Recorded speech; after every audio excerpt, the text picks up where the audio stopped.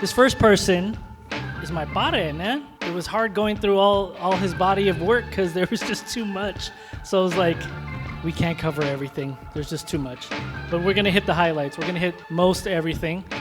So LA-based producer and DJ, Elvin Estela, a.k.a. DJ Nobody. Hey. Thanks for having me, Ryan. Welcome. So right off the bat, I'm going to just throw a weird question at you just to, start it off fresh. What's the last song that you listened to today? Like before you came here? Before I came in here? Yeah. And be honest, don't lie. It was Caliucci's featuring, the guy from LA that everyone loves, Peso something. Okay. I think it was that guy. Caliucci, yeah. okay. Yeah, I literally heard the song randomly this morning. That's kind of my thing, is because, I don't know, when you DJ for like the normal folks, you want to be tuned in to. So if I'm at a store and I'm like, oh, this song is pretty good, I'll figure out what it is. Do you Shazam? Are you a Shazammer? I'm a Shazam guy, so Me it was too. a Caliucci No shame. song. No shame in your Shazamming. shame. Thank you for being honest, man. Some people might cover it up with And I'd be like, oh yeah, it was Kendrick Can. or something. It was Can. Okay. Taco Mago, the demo that only I have. All right, we're going to get into a little bit of like your childhood and your history here. So like, where were your parents born? My mom was born in the Philippines. Okay. And Mindanao is her part of the islands. Okay. And then my dad was born in Puerto Rico, in a part of town called Ciales, or in a part of Puerto Rico called Ciales. Okay, so you're half Puerto Rican, half Filipino. Mm-hmm. Two islands. Nice, Two islands that's make a interesting. whole. All right. And what did your parents do for a living? My dad was an accountant. He's Okay. retired now.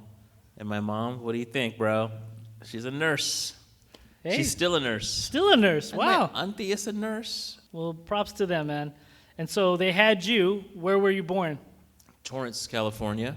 Torrance, okay. Torrance Memorial. South Bay. Yep, South Bay. Grew And up you're, in Carson. and you're in the South Bay now. Yep, I Wow. returned. I came back to Awesome. San Pedro.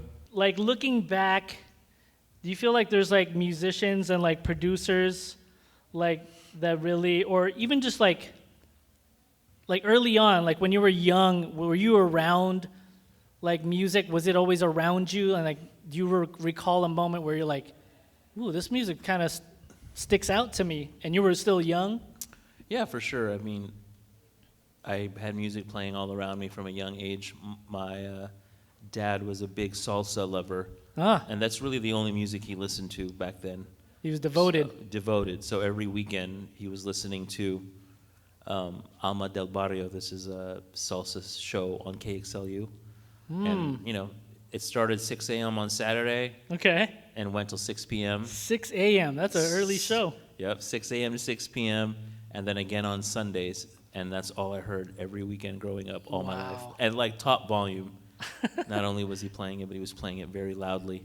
And then my mom, she wasn't into music per se, but I think like what we'll talk about later, the Yacht Rock stuff, that's Yeah. kind of just like what she had on in the car, Okay. which she still loves to this day. So. That's funny that you bring that up, because when I think about Yacht Rock and why I spin it too, it reminds me of being in the car with my mom too. Yeah, that's the reason why I think we That's funny. we love it. I Okay. wonder if Donald Fagen would like it if we called it in the back of the car with Mom Rock. Mom Rock, yeah. Instead of Yacht Rock, that Yeah, maybe asshole. I'm just maybe he could curse us out too, Yeah. like he did in the documentary. Go to hell. So now you're a little child in Torrance listening to salsa, and when did it hit you where you're like, I think I want to make music? That's like a moment, right? Where like you're not just a consumer of sound. You're like, okay, now I want to. try to actually participate. Yeah. I'd say like junior high, early high school is when Okay. it started to like go from like imagining to do it to actually doing it, Like, do you remember? Like, did you buy a sampler, or did you buy like records or something where you're like, it's gonna start? I think the aha moment came when, it's weird because my aunt, she doesn't remember this. She thinks it's my uncle who gave me the 45s, but someone, either my aunt or my uncle, gave me a big box of 45s. They're trying to take credit for it, like. No, she's like, I don't remember that. That's Oh, your she doesn't uncle. remember. I'm like, well, I thought it was you. I mean, it was a while ago, so. Yeah, so one of them gave me a big box of 45s. Okay. In the box of 45s, Okay. was Knee Deep by Funkadelic. Wow. And like I loved both the X-Clan Funkin' Lesson and I loved De La Soul, Me, Myself, and I. And so hearing that 45, it just fucked me up. Like I was like, oh, rappers take music from other people. Because when you're young, you just think like, oh, Kid and Play, they make that music. Or right. Public Enemy, they make that music. Like they're behind the keyboard or something. You just like, don't even think, because you're a little kid, you don't understand, like, right? Sure. Like, oh, Beastie Boys, they just make that music. But then that was the aha moment. I was like, oh, they made that from this. So then I remember trying to pause mix my version of Funkin' Lesson. Oh, wow. You know, that's cool. But I was like, you really so that remember was when, that like, specific moment. Yeah, so that was when it kind of turned on. Okay. And then in my freshman year, I met a real DJ kid. You know, he was 14, but he really knew how to DJ already. Oh, okay. And he was older. He was older. No, he was my age. Okay. But he just had an older brother that showed him how to DJ when he was like in 6th grade. Okay. So he was already killing it, right? He's like 2 or 3 years deep. So now you're a teenager. Yep. And you're like, I'm gonna try to make music from scratch. Well, through him, because he was a DJ kid. Through that guy. Okay. So he was like collecting ultimate breaks and beats. Yeah. And like we'd go to his house and he had one of those Gemini mixers with the looper on it. Oh yeah, we're like the one button looper. Yeah. And he had a 4-track and we would try to make beats. That's cool, man. That's and early. Then, yeah. I want to say my sophomore year, he eventually got a job at what I want to say was like the early version of NAMM. Okay. You know, it was like not NAMM, but similar to NAMM, but this was Yeah. like the 90s, so I don't know what the fuck it was called back then. Okay. It wasn't NAMM. It wasn't NAMM, but it was something similar. Okay. And he worked for Roland, although he was Oh, 15. wow.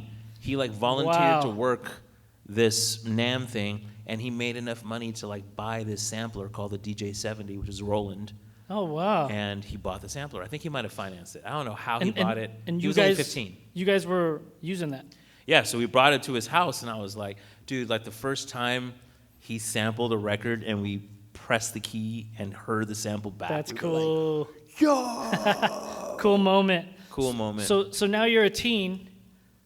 Were certain producers starting to stand out to you? You're like, oh man, like I want to be like this dude. Yeah, for sure. He was super into, because I remember people my age in this room, you remember how it was back then. People that wanted to like show you they were into hip hop, Yeah. they had an extensive taste of East Coast hip hop. Oh yeah. So Premier was his shit. Okay. And every beat we tried to make was a fake Premier beat. It was just Premier. All right. And there was like a Leaders of the New School beat that he loved. Oh, yeah, there was a Public Enemy instrumental, which is funny because it was literally an instrumental, which is really rare back then. But there was this instrumental by Public Enemy we loved. Security of the First World or some shit. I wish I like a had really that. short I don't know little- that one, but I'm definitely going to go back and listen to it. It's a really rare because it was the only instrumental on the Public Enemy album, and he loved that joint. We would listen to that joint, and it kind of foreshadowed like instrumental hip-hop. music. Yeah. All right. Well, this next section we're going to kind of dive deep into like this era that you were like heavily involved in this Project Blowed kind of time, The Good Life. Is there maybe something from vinyl that we can play that's maybe from that era? Yep. So, oh wait, no, I think we're gonna play something off of the YouTube because I conveniently forgot a small little stack in my house. Oh, okay. But it's a song that. So just briefly. So yeah, we've covered that early high school part, and then eventually, I discovered like Freestyle Fellowship. And so you were a fan first. You were like, who were these guys? Yeah, because then like. Once I heard Farside, Freestyle Fellowship, Souls of Mischief, I was like, all right, the West Coast is doper than what's going on the East Coast. And then graduated from high school, met my good friend Omid. He ended up going to college with me. He ended up linking with the Freestyle Fellowship when we were seniors. Okay. And we started recording them at our college, although we weren't supposed to, have So like in your college guests. radio. No. College like studio because we were recording arts students. Got it. So we were bringing. you'd bring them in. We were bringing them in, and we would record. So. Is that what we're gonna listen to? Something that you recorded at the college? Yeah. So wow. when we linked with Freestyle Fellowship, it was 1998. I still couldn't even believe we linked with them because, 4 years Sure. previous, they were like, Yeah. the best thing in the world to me. This is the first song I did with them. Okay. And they ended up titling this EP after this song, which is called Shaka Doom. All right, let's play Shaka Doom. 1998.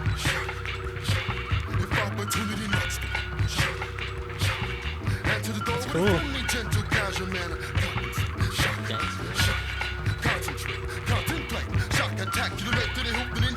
What year was this? 1998. 98. Man, so can you share a little just how that was made? Like how, I mean, I'm guessing like you looked up to them and so now you're working with them. This is kind of like, Yeah, I mean, Yeah, and it was fairly organic and natural. Yeah. Like, Omid had them come in, and then we did Level of Difficulty was the first song that we did with them, which was Omid's beat. And that he song had a is sampler just- though? He used like a machine? Yeah, he used an ASR-10. ASR 10. Okay. And that song became one of their like now classic songs, but that was the first song we did. And then, I mean, they would usually just start because not all of them arrived at the same time. Okay. So I feel like Shaka Doom piece started, and like there's no explanation as to how it starts. Yeah. He just all of a sudden that word just pops out of his mouth, right? And then now all of them are saying Shaka Doom is like this chant. Wow. And what's so interesting about that What a song cool is moment. that it's kind of like trap music now. Yeah. Where they'll like say one word and then rhyme something and then say the same word again. Yep. But that's not what they were trying to do. They were trying to do like this freaky art rap thing. And yeah, they But you're saying it happened kind of organic. yeah, so they're all in the room room. singing Shaka Doom, and I'm like, why don't we record this, guys? And so they all chanted Shaka Doom, and then they all had these little bits that they put in between. One thing I kind of wanted to get into, I know this is still kind of early in your career, but like as I started like deep diving into like your whole body of work, I realized like you had albums out on different labels. So like you were out on like Alpha Pup, Lola, and Ubiquity. So like working with them, can you share stories about like, did some of them give you more autonomy to like, hey, do whatever you want, or where all of them are like that? And like, can you touch on like, I know sampling and sample clearance is such a big thing. It's kind of new thing at that time too. Did that ever like come into play when you were like producing? Yeah, I mean, for the first part of the question, the labels will almost always just like do whatever you want. Freedom. Yeah, creative Okay. freedom. Maybe one or two tried to like A&R the record, but it's like, bro, you're not going to A&R the record. What are you talking about? Yeah, the sample stuff definitely was an issue. Okay. It's kind of weird because I feel like when they were signing guys like me back then, they were just like, oh, these guys are up on this new shit that like, is all sample based. Oh, so they weren't used to it. They weren't familiar with it. No. That's what I'm saying is they were. Is like they were aware that like there's this new culture of people like I see. sampling things and like they want to get ahead of it. So they're like signing all these Mm-hmm. guys that can like make beats, right? Post DJ Shadow. I see. But they're, they know what they're doing, Uh-huh. but they won't like admit they know what they're doing. Because it's like, hey guys, we all know that a lot of these records are flying out there without everything getting cleared. Yeah. But I feel like part of the rationale was like, well, if it ever gets successful enough to like draw a lawsuit, Uh-huh. then we've probably already made enough money to like pay these people off, Right. right? Because like, unless you're hitting a certain threshold, you're not going to really get on anyone's radar back then, right? But that doesn't really matter because after a while, people did come after some of the labels for some of the samples. I see. So a little bit of backlash. It's inevitable, especially now, because now like you can run it through anything and it'll tell you like, oh, that's this, that, and the other thing. What it Yeah. was. Okay, so I'm gonna say a word and you tell me what like kind of comes to mind when I say it. Okay, Soulmates, and this is obviously like your first release. Yeah. The name of your first release. I mean, What comes to mind? just that time and making it. Like describe you as in this time. Like how are you different then? Completely different. Like I was so young, Mm-hmm. I didn't really even understand what was really happening, how an artist promoted a record, you Okay. know, like touring and all Yeah, that. 'Cause like back then, when the you're PR first, stuff. yeah, because when you're starting out, you just making the record is the end goal, right? And you're like happy that a label believed in you enough to like give you the money to realize your end goal. Yeah. So like in your mind, you're just like, oh, once I finish it, that's it, right? Now I can like go do something else. But it's like, no, now you got to promote the record and follow so you're up the starting to record like and get to understand how the just industry understand- worked. Exactly. And like for me, when I was like digging really deep into your body of work, this one like really stood out to me. Like it was the one that I put on and listened to a lot. And there were just tracks that were just phenomenal, man. Like personally, like on just like listening to it, I was like super enjoyed it a lot. Thank you, dog. There was like a little mysticism to it, like this overall tone to it, and it reminded me of some of my favorite producers. Obviously, you mentioned Shadow. I thought of DJ Crush a little bit, things like that. Can you like, do you remember when you were making it? Were you listening to those guys? Oh yeah, for sure. Yeah? Yeah, And, I mean, it was definitely like, as people are making beats, the culture of beats is like changing. You know what I'm saying? but you were like riding the wave, like you were making while these guys were like contemporary. So this was kind of a cool. Yeah, you kind of had to cool ride thing. the wave with it. Yeah. You know, and I saw all of us kind of collectively ride the wave, and then, you know, it's like cool. And then some other record will come out, and it's Yeah. like, oh shit, now that shit sounds old. Can I play one track off that album? Yeah, Or go on. did you have one picked? You can pick From which one? from Soulmates. Go ahead. All right, let's play a little bit of it. Yeah, dog. It's such a good loop.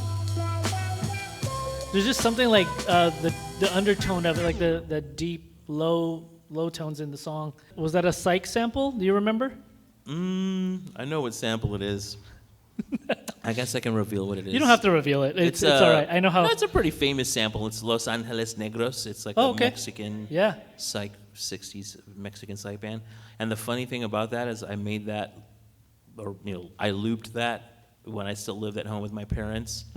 And my dad was totally familiar with that band. So when he heard Oh, was that he? loop going, he was like, "You can't take that. That's a famous song." I'm like, Oh, wow. Watch me, fool." That is interesting that your dad knew that He sample. knew that song. It tripped me out because he almost always never knew Yeah. what I was looping or whatever. But that one for he that knew. one he knew. Yeah, he like even could sing the starting few phrases. I Oh, was like, really? That's cool. Okay, so like now you're in the industry. Now you're starting to learn the ropes and promoting and making whole productions. One thing I think, like if I were to like approach someone and go, "You listen to DJ Nobody's like albums?" Psych rock gets mentioned. Like you're almost like associated with that. Why psych rock? Why do you think you gravitated towards psych rock so much? I feel like that was just meant to happen. The people that I was around back then, because you know, while I was also in the quote unquote hip hop scene, Yeah. through my college station, I was around a lot of indie rock guys, and some of the guys were like really deep into 60s psych rock. Like they were they were as deep into psych rock as like any of our beat digging like homies are into like funk or soul. So you're saying that like just because in association you were around these people, you automatically were like, "Oh yeah, you know what? Like I like that too." Yeah, I didn't know that there was this whole other, because when you're like a hip hop kid, you just think everyone's like you. You're like, okay, everyone's collecting Meters records. Then you meet Yeah, these white exactly. dudes who are like collecting things that at first listen just sound like the Beatles, because everything sounds like that when you Okay. first hear it to those, when it's foreign to your ear. Yeah. Then this one dude, his name was Rex, he would make these mixtapes. And they were just the sickest mixtapes. They were all just deep And you guys psych were cuts. passing them around. Yeah, we were just passing them around. That's and sick, then dude. I remember playing them from Omid, and every once in a while he'd be like, "Bro, this shit is sick." And I'm like, "Right, this shit is kind of sick." And I think for that time, probably not really excavated as much. Not as much at the time. So that's Yeah. why I kind of made a conscious decision to stop collecting soul and funk, because so many people were buying it. That's like, you go to like the Pasadena record swap, and it's just like, good luck. Good mean- luck buying, you know, anything in that genre or realm, Yeah. because everyone's buying that Everyone's shit. looking for that same thing. So once I started to Interesting, veer man. off and buy psych shit, Yeah. but it also reminded me how much I love pop music, right? Like, because it's still at the root of it. Yeah. Is pop song structure. I mean, I've seen your collection. It's pretty massive, and I think it's super deep. You know, everyone can attest to that when they hear your sets and everything when you spin. Is there still a Grayley record that you have not got your hands on, and you're still Yeah, there's eluded several, you still? but they're so expensive now. Okay. That it's not even like on the list anymore. Just remove them off the list once they get to a certain price point. So I'm gonna move a little bit like fast forward. There's so many albums, but I kind of drifted towards 2010 your release, One for All Without Hesitation, and this is like there was guitar riffs, heavy guitar riffs, some like synth tracks, but most notably your vocals, dude. Yep, Like the you're auto-tune, singing yep. with auto-tune. Yep. So like that was a bold thing to do, I think. kind of share with us like where that came from. We know around that time, Kanye, like Lil Wayne, like they're doing auto-tune stuff. Is that kind of the lane you were kind of coming from, or? Yeah, I just was like, at the time, I just thought of it as a very empowering tool. Because it was like, damn, it was the first time in history that you don't necessarily have to sing. Yeah. Right? And then a lot of those beats were just beats that I couldn't land anywhere. Like some people tried something to it, but they never really finished a song. Oh, I and see. I had like a lot of those. So you just put an album out? I just would do one at a time, right? I would say, okay, if I can like do this as a complete song, then okay, then I just did it. Like I've found a version of the auto-tune plugin back then that was really easy to use. It is difficult. Like I think everyone thinks it's easy, but it is difficult to make it sound right. Auto-tune's not so auto. Yes, that's what I'm saying. Like, and if you watch Travis Scott's last Coachella performance, you can does tell like he does auto-tune. Yeah, I on mean, it? if you're not like at least in the zone, it's not gonna catch your note. I see what you're saying. So, and it was just fun. You know, I was dealing with some shit at the time, so I wanted to like express it through song. So and it was fun. It was fun for me to do.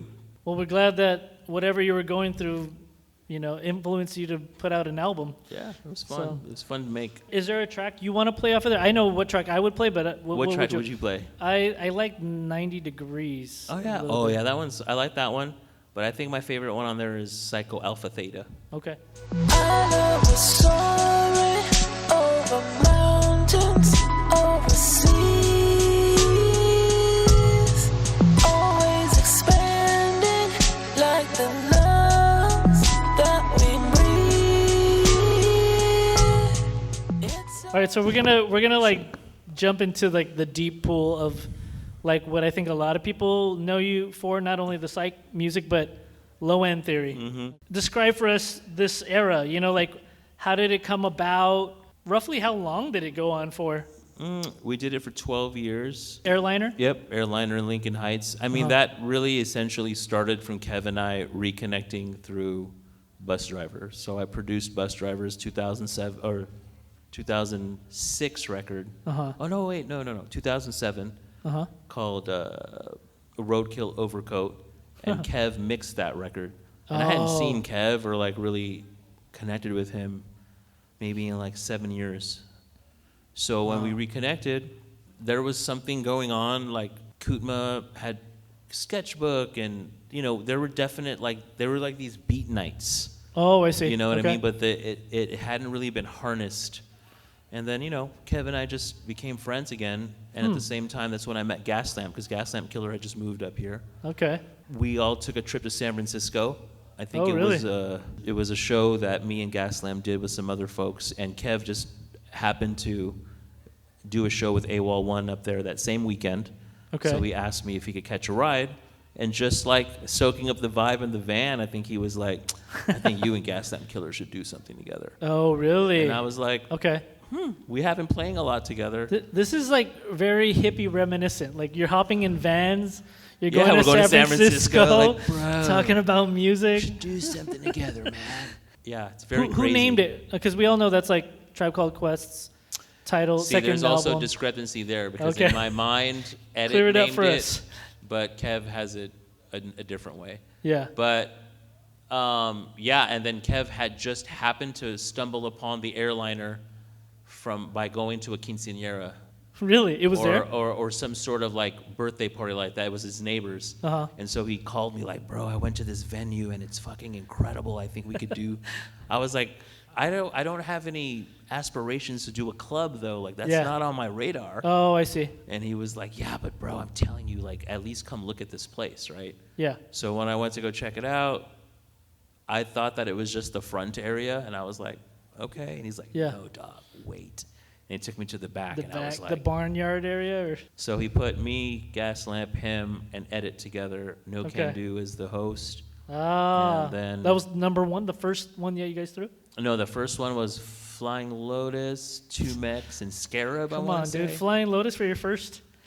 Yeah, it was. That must have been early for him too. Oh yeah, it was early for everyone. There was like 5 people there. I know you were already knee deep in production. What were some of like the things that came out of that era from other producers that you particularly like?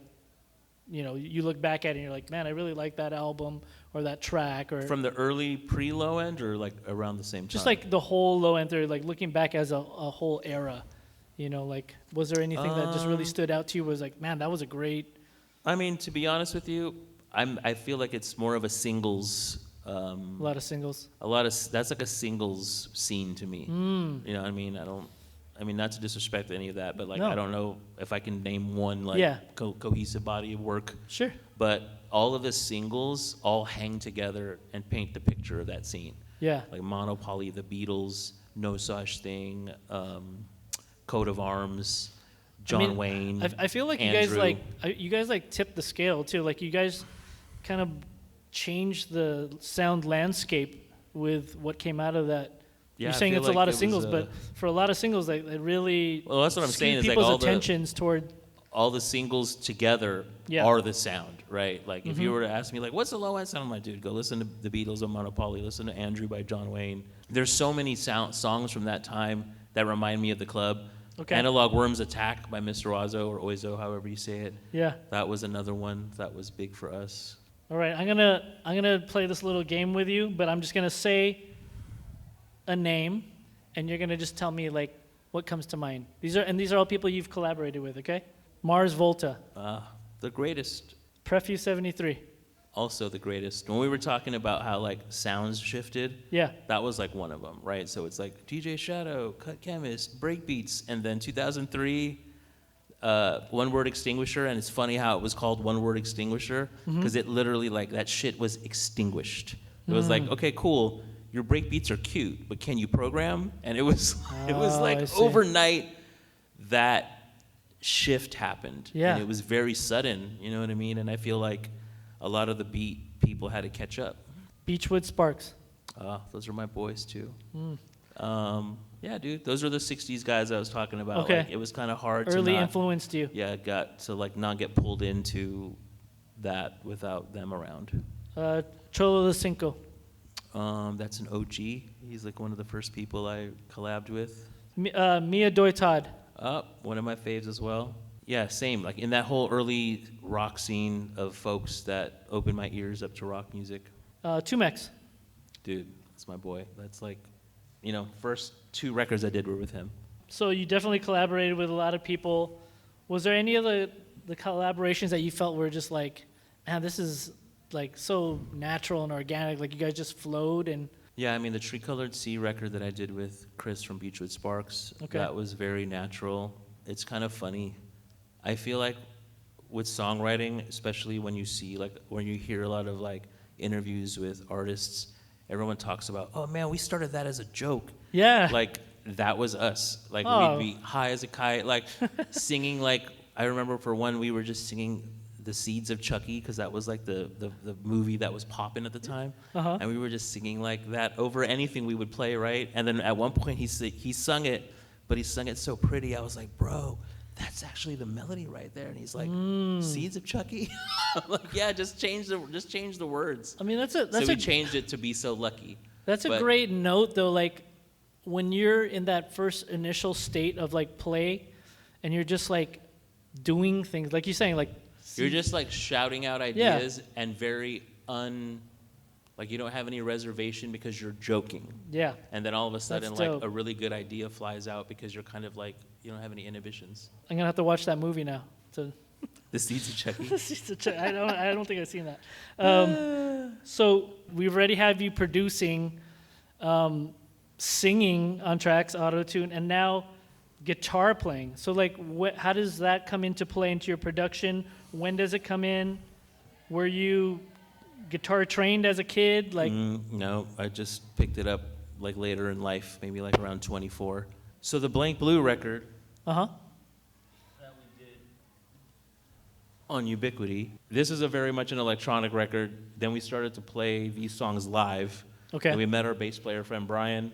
And then once he joined, I was like, I kind of don't want to be an electronic band anymore. I kind of want to throw it all out and become like a rock and roll band. And so they were like, really?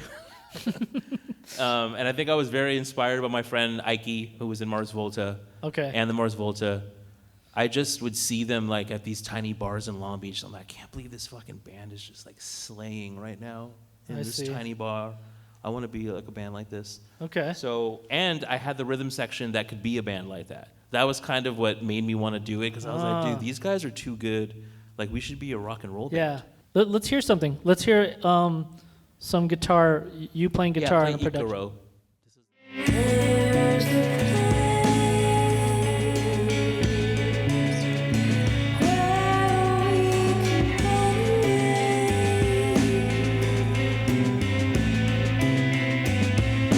where we can be hiding flat. That's beautiful, man. Thanks, dog. Who's singing on That's there? my friend Nikki Okay. Randa. And she was in your band too, or? Yep, she was a Blank Blue singer. But yeah, man. Remind us the name of that album if we want to go listen to it.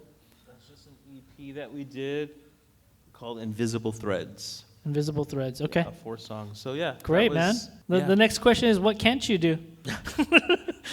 This next section is like, we're talking about Yacht Rock, man. I remember, I didn't even know who you were. I just thought of you as Elvin on IG, and I'm just like, you spun something. You had something on your IG, and I was like, that's some yacht right there. Like you want to spin with us? I was just like, you seem like you're knowing. But tell us how you discovered Yacht Rock. I know you briefly touched on it earlier with your mom in the car. Break down for us what yacht means to you.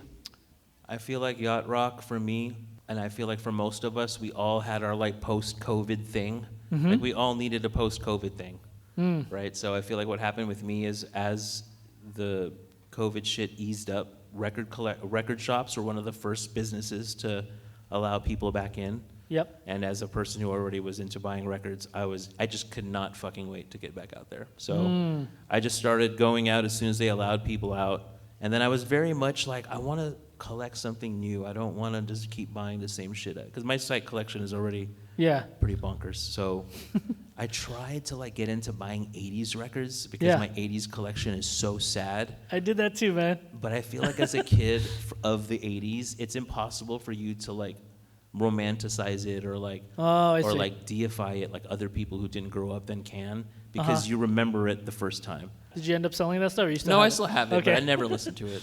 Like, but Yeah. I just felt like I was trying to find something new, and then I heard some of the employees at this record shop talking about all of the different songs that ripped off the riff from What a Fool Believes. Oh, wow. And so out of earshot, I was like, oh yeah, he's so shy. And they were like naming all these songs. Wow.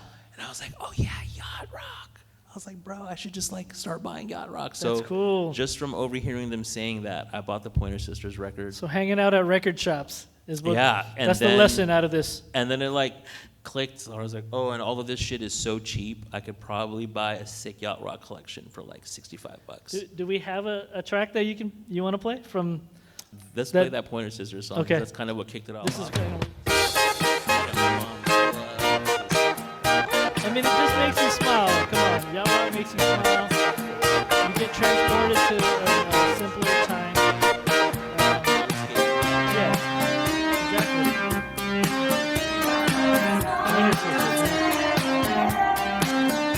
Yeah, so it became just like, now I love it. And then talking about like growing up and hearing it in the back of the car with mom, Sure. that became like the thing that I sought after, was like, what songs can I rediscover and then play it the first time and immediately remember? Like Deja Vu from Diana Ross, like, It's like you or knew sorry, them, by right? Dionne Warwick. I sang that whole chorus the first time I put it on. It was Okay. like, that's been in my brain since I was a little kid. That's what I love about it too. Like when you play it, it like reminds you. Like you're like, I feel like I know this song They're inside just out. like phrases that you remember from being a little kid. So there's that song by Dave Mason, Yeah. We Just Disagree. And I Okay. remember being a little kid and being like, there's no good guy, there's no bad guy. Why would there be no good guy and no bad guy? Then I remember the other song by John Ford and Joe Cooley, or John Yeah. Ford or whatever, Dave Cooley, Yeah. where he says, I'm not talking about moving in, but I thought he said as a kid, I'm not talking about the linen. And I'm like, why is he talking about his bed sheets? The linen. So there's all of these things that I just remember being a little kid and just not understanding language or not understanding like We should put something like that together. Most misquoted Yacht Rock lyrics. There's so many. Yeah, there's a lot. Now you're spinning Yacht Rock. I spin it with you. And like, then I see you dropping house flips. I feel Talk like I'm always just restless genre-wise. Tell us about that. Like, how did you go from Yacht Rock to house flips? So the house thing happened very much out of my control. Okay. I always thought of myself as someone who didn't like house music growing up, just because I was always a hip-hop kid, like 100%. That makes we were sense. at war with the ravers and all that Yeah. shit, right? And then There's like an invisible wall between It's an like hip invisible hoppers wall. and I actually house. saw a great podcast about that, about That's how cool. like our generation is very much that. You Yeah, know? yeah. But then, towards the end of Low End Theory, I heard K Tronada, and that's what kind of started to weaken me. Okay. Where I was like, fuck, I kind of like this though. I Yeah. don't know. And then I would play At All or Jazzy Bell at Low End, and I would try to cut it out before the house part. And then sometimes I'd just be like, just let it go, dog.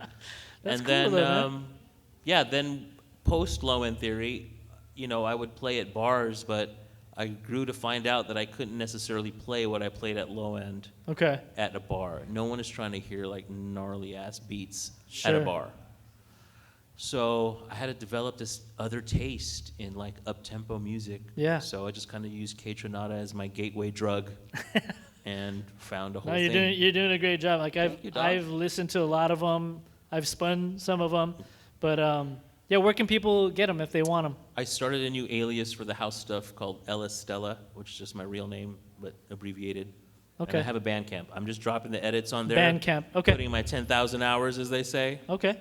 Well, dude, I appreciate you like sitting down with me, taking the time to revisit a lot of old memories, cool stories.